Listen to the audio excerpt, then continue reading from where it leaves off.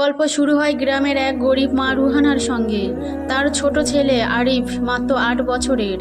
আরিফ খুব মেধাবী এবং সবসময় মায়ের কথা শুনে, কিন্তু রোহানা তার ছেলেকে যথাযথ শিক্ষার সুযোগ দিতে পারছিলেন না।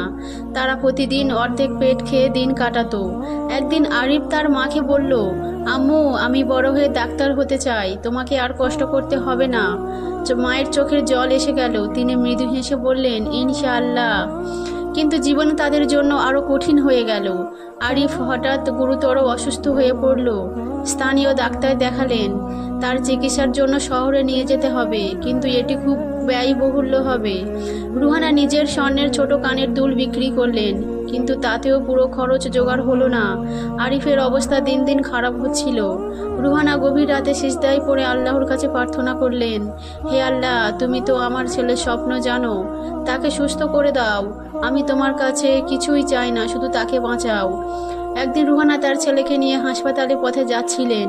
পৃথিবীতে এক ধনী ব্যক্তি গাড়ি থেকে তাদের দেখে এগিয়ে এলেন। তিনি জিজ্ঞাসা করলেন, আপনারা এখানে কি করছেন? রুহানা কাঁদতে কাঁদতে তার ছেলের গল্প বললেন। ধনী ব্যক্তি মুহূর্তের জন্য স্থির হয়ে দাঁড়িয়ে রইলেন, তারপরে বললেন, আপনারা চিন্তা করবেন না, আমি এই শিশুটির চিকিৎসা সমস্ত ব্যয় বহন করব। আরিফকে শহরের বড় হাসপাতালে ভর্তি করা হলো।